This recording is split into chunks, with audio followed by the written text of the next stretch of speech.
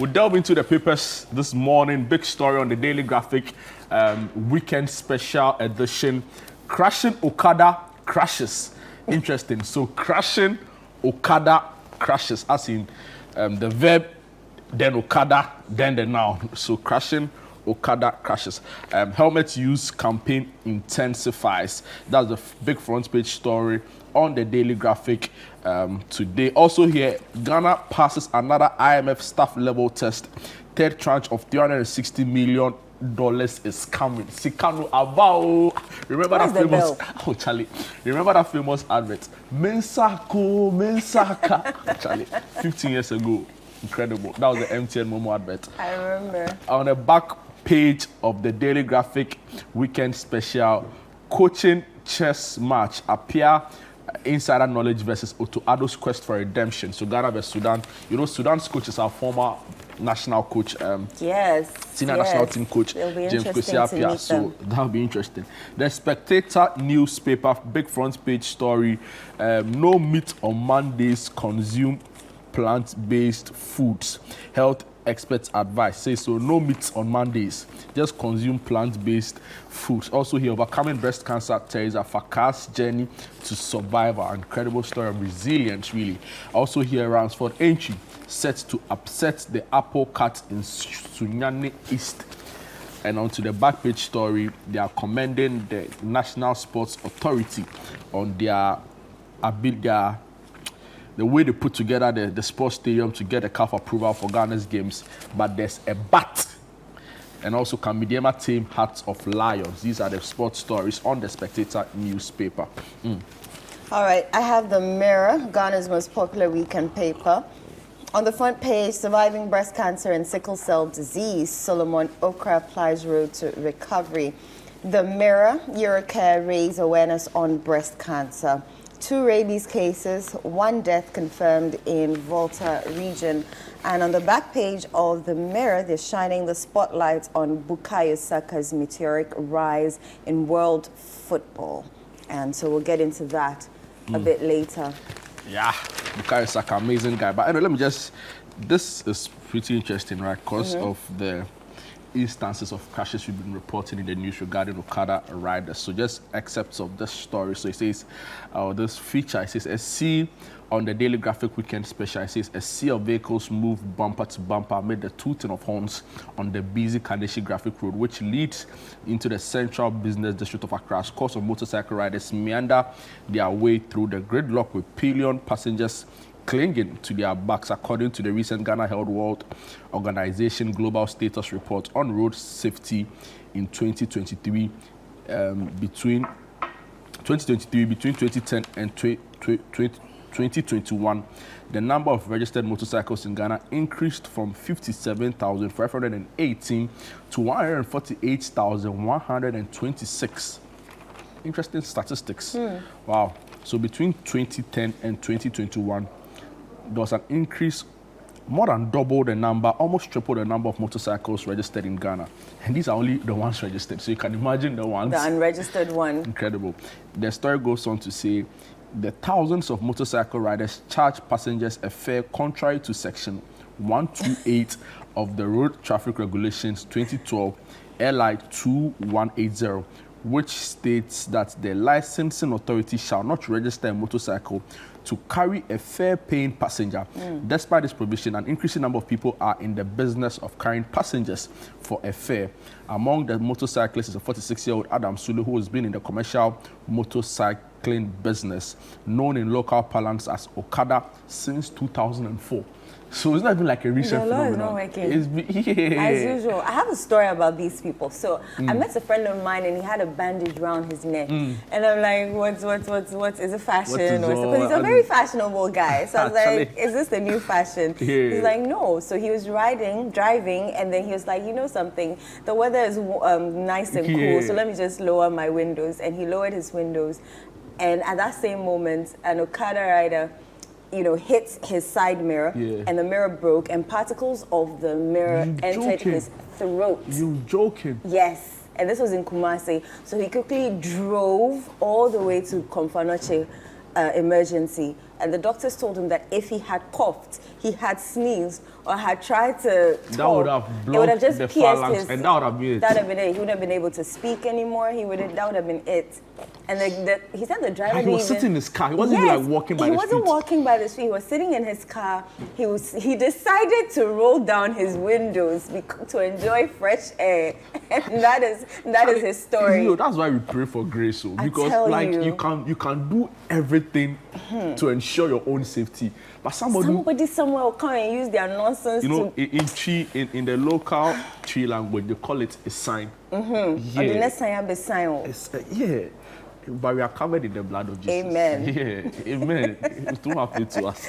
Anyway, so that's terrible. Yeah. I hope he's better now. Oh, definitely better now. He's even jackpot. Haha, actually. Is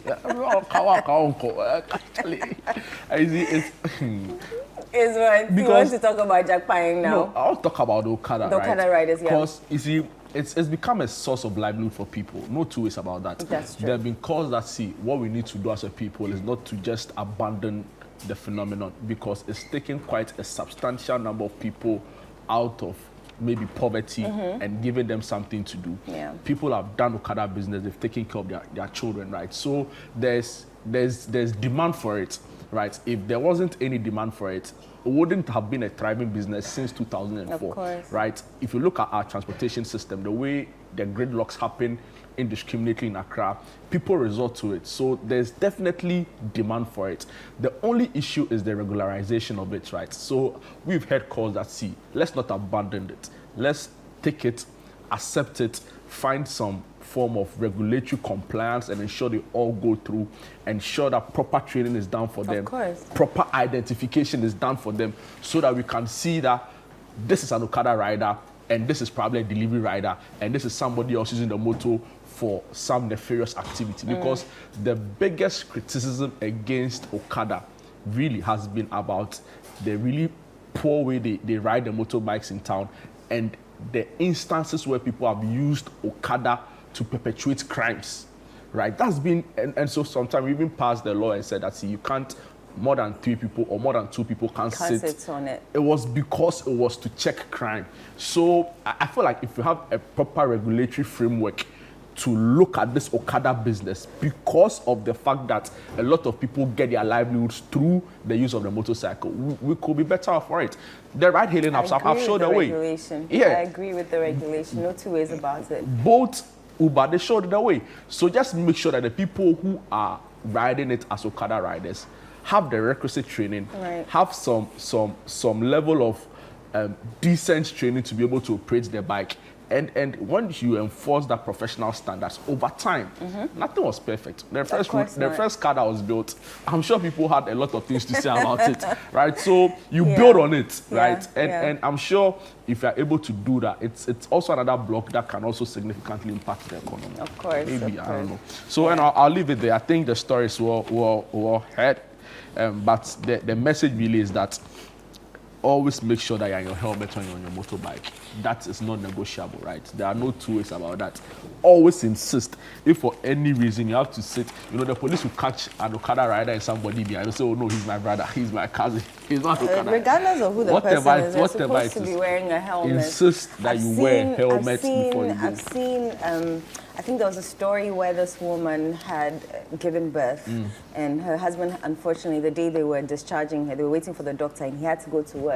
So he gave her money to pick a taxi home or an Uber home, and she took an Okada, or is it a tuk-tuk, and she took it home. And then Prajana also tuk-tuk, no. Hey, Charlie, hello. Hey, hello. So the way she took a Pragya home. What's it there? She took a Pragya home. Hey, Charlie. And then no, I have to go right now. On their way home, as they were maneuvering a curve, the car, fell on its side, and the baby died. And the husband said, "It's okay. Pack your things and also go, because you've killed my baby, our baby." He couldn't forgive her. This story was also in Kumasi. It's disheartening. Wow. So yes, if we're checking all these things, you need to check the Pragya riders, Okada riders. Because I think it's just recently that they would actually stop when there's a red light. Because initially they weren't doing that. What's he waiting for? No, what's he waiting for? We But need now to they stop when there's a red properly light. assess our transportation system, right? And I'm sure we'll be better for it. So in the Mirror, surviving breast cancer and sickle cell disease, Solomon Okra plies road to recovery. Have you ever checked for breast cancer? I think some time ago, CTFM management Oh yes, were really yes. I kind think to you us. mentioned last Yeah, week. That's the only time you checked. That's a while ago, Jude. So but it's true. Male breast cancer is really overlooked because they assume that it's a woman thing, it's a woman problem. But apparently, you can be male and yes, and here's one, Mr. Solomon Okra, who is surviving it, or he has survived it. So he's surviving both breast cancer and sickle cell. Wow. Oh, Charlie. Wow. If any of you have been or seen what sickle cell does to people, then you know what he's going through. I know. Wish him all the grace and strength. I know, and really. strength to go I'm through so proud all of this. him. You know, sometimes it's not even the ailment you're suffering from, it's the stigma associated with it, right? And for him to come out and tell a story, oh, yes. that's a different level of strength. He's a hero in my books. Yeah. He's So wish you well, Mr. Solomon Okra. He's been and receiving more grace, treatment more since grace, 2022. And he says that he said so. His wife has been his backbone, and his family. He has a daughter called Nanama. Oh, she's so cute. He said, in fact, before treatment was started, I was asked at the hospital, "Do you have money?" I had no idea how deeply this question was to affect my pocket. So it's expensive. Yeah, I mean, the last time on this show, we had expensive. Dr. Balogun, right? Yes. From the Childhood Cancer Association. Yeah. I mean, you get the sense that it's expensive. Cancer is expensive. It's crazy. Cancer is expensive. And especially when, as a society, we've not found the need to be able to meet them our brothers halfway. halfway. I even think full way, really, because some of them get into contact with these diseases as a result of no fault of theirs. Of course. Right, so... illegal mining. Yeah, and see, last time on the Point of View show on ChannelOne TV with Bernard Able, he interviewed a nephrologist from the US, Dr. Dumont, Dr. Koshi Dumont, right? He's Ghanaian, but based. And see, he had done the research to show that, see, government was in a position to take care of patients suffering from kidney disease and from some cancers, right? And the last time on the show, Dr. Balogun told us, I mean, he was trying to mince words, but it was clear. Government has made allocation to take care of certain kinds of cancers, but as to whether they are releasing the monies for it, it's a completely different scenario altogether. So we would want to use this platform to urge the Ministry of Health. I mean, Okoboy is he's doing something. He's trying. I mean, super guy, right? He's doing something. So we wish him well. We know it's Pink October. He needs to come out and tell us something. The elections, watching the ministry with one eye here. Yeah, but I feel like with 3 months to go, he can put himself in the history books, right? Yeah, he can. And posterity will remember him for that. Of course, definitely. And I think one of the ways he can do that is to remember our brothers and sisters who have to deal with this. Yeah, they'll say at the end of the day, it's government that has to like make the. But I think if he pushes enough, we should get some results in that regard. Right. Another story here, and I'm going like on the light side. It says mourning in color, a fashion trend.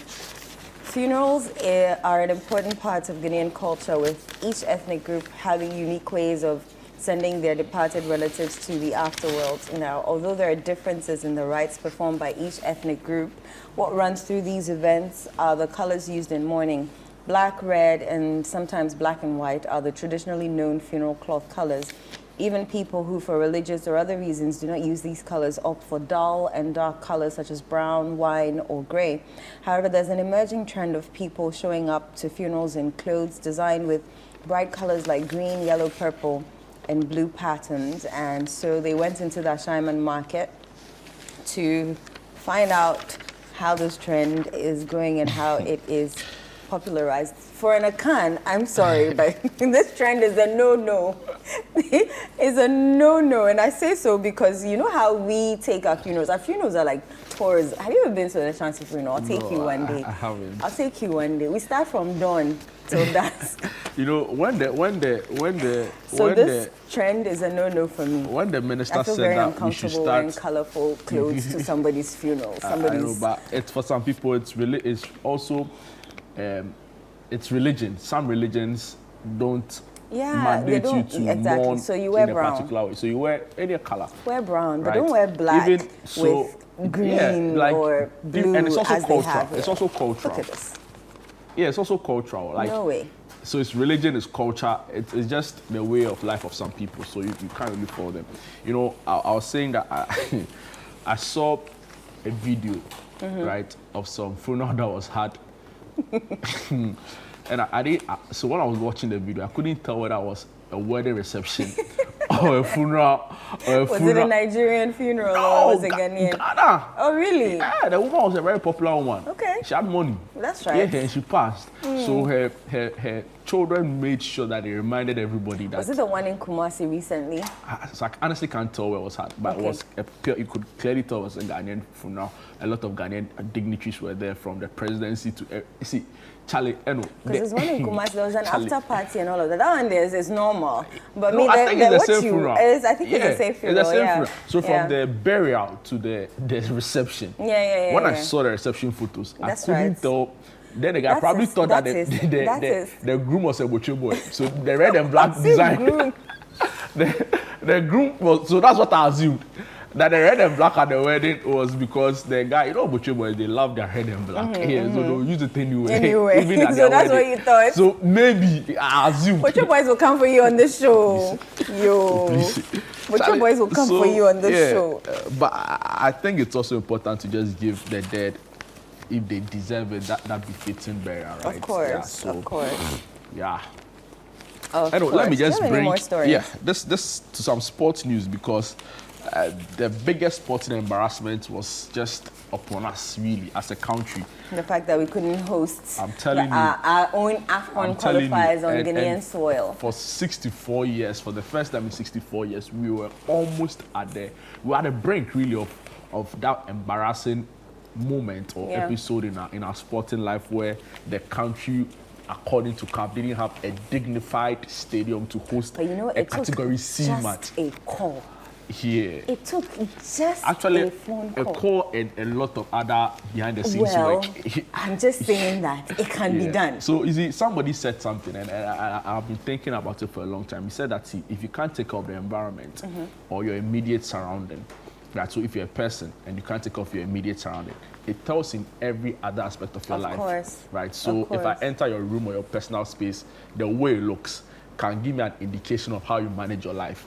And he made an extension to say that if you're a country and you can't manage your environment, you can't stop illegal mining, you can't stop pollution of your water bodies. Ajwa was here last week Sunday to talk to us about how polluted our lagoons were, right?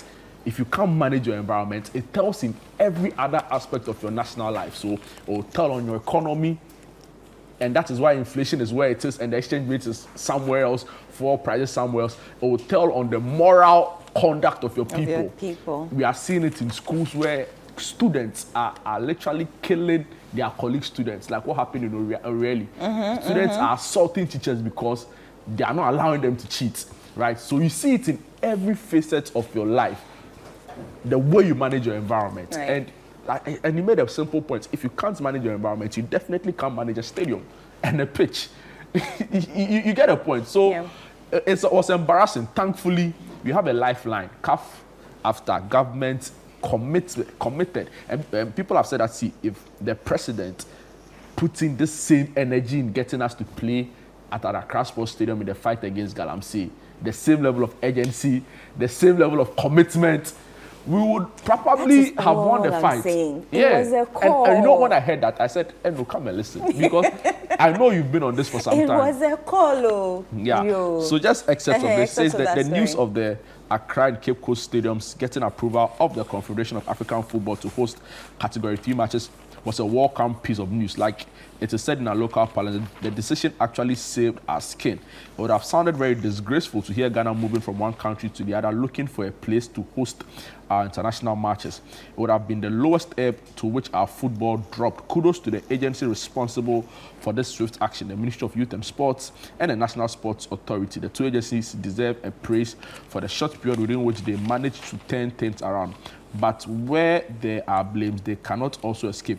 And in this instance, the blame would lie squarely at their doorstep for sitting for too long, ignoring concerns of players and media reports about problems with playing on the field. Whatever problems can be identified at the various stadia across the country did not happen in a single day. It was a gradual thing, yet the authorities ignored it because expenditures on them may not be the ones with immediate rewards.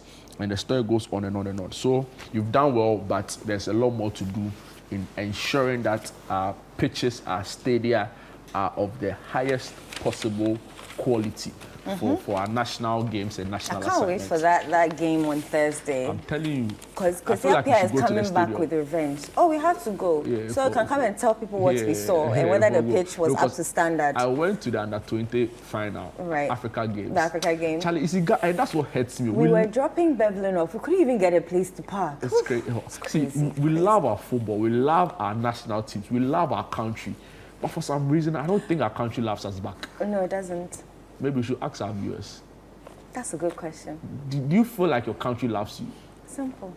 You know, Kennedy said something, the former US president. He says that ask not what your country can do for you. Ask isn't it what you can do for your country? Yes, so ask not what your country can do for you, but rather ask what you can do for your country. So maybe we'll ask them a double-edged question. What are you doing for your country? And do you feel your country loves you? Yeah. So that's our question for today. Ask them and let us. Our question for today is whether you feel Ghana loves you. Yeah. And also whether what are you also doing for Ghana?